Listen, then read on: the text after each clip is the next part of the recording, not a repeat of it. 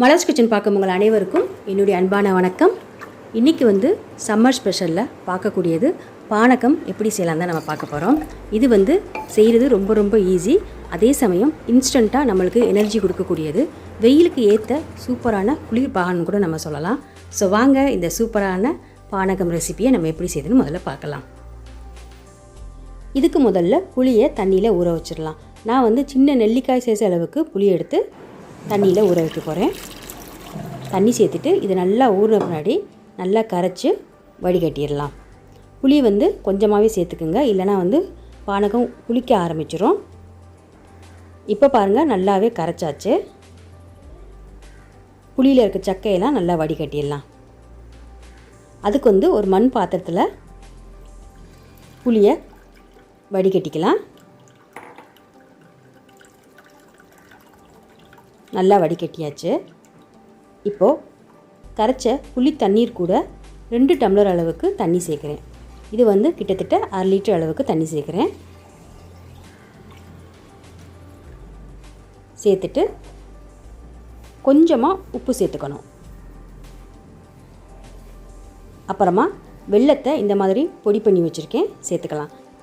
வெல்லத்துக்கு பதிலாக பனை வெல்லம், கருப்பட்டி, நாட்டு சர்க்கரை எது வேணாலும் சேர்த்துக்கலாம். நான் 6 டேபிள் ஸ்பூன் அளவுக்கு வெல்லத்தை பொடி பண்ணி இதில் சேர்க்குறேன். சேர்த்தோன்னே இதை நல்லா கரைச்சிக்கலாம்.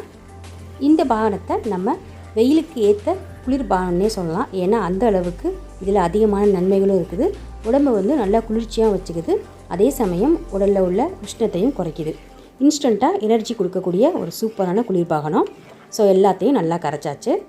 இப்போது இதில் இஞ்சி சாறு சேர்த்துக்கலாம். இஞ்சியை மிக்சி ஜாரில் சேர்த்து நல்லா அரைச்சிட்டு இஞ்சியோட சக்கையை நல்லா பிழிஞ்சிட்டு அதோடைய எசன்ஸை மட்டும் இதில் சேர்க்குறேன். இது 1/4 கப் அளவுக்கு சேர்த்துருக்கேன்.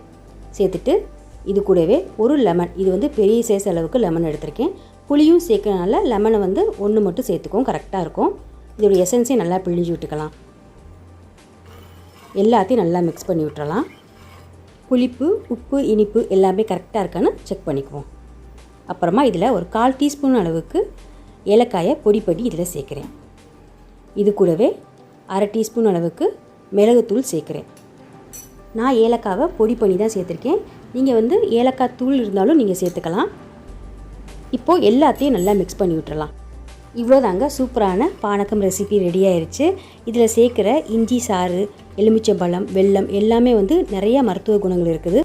இதில் மிளகுத்தூளும் சேர்த்துருக்கனால வெயில் காலத்தில் நம்மளுக்கு பிடிக்கும் ஜலதோஷத்தையும் சரி பண்ண உதவுது.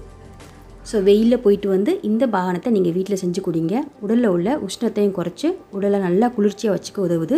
உடனே சூப்பராக புத்துணர்ச்சி கிடைக்க உதவுது. இந்த பானத்தை நீங்கள் மண் பாத்திரத்திலே வச்சு குடிங்க. அப்போ தான் இன்னும் நல்லா ஜில்லு ஜில்லுன்னு கூலாக இருக்கும். இதே மாதிரி நீங்களும் வீட்டில் ட்ரை பண்ணி பாருங்கள். எப்படி இருந்ததுன்னு மறந்துடாமல் கமெண்ட்ஸில் சொல்லுங்கள். இந்த வீடியோ உங்களுக்கு பிடிச்சிருந்துச்சுன்னா வீடியோ கீழே லைக் பண்ணுங்கள், ஷேர் பண்ணுங்கள்.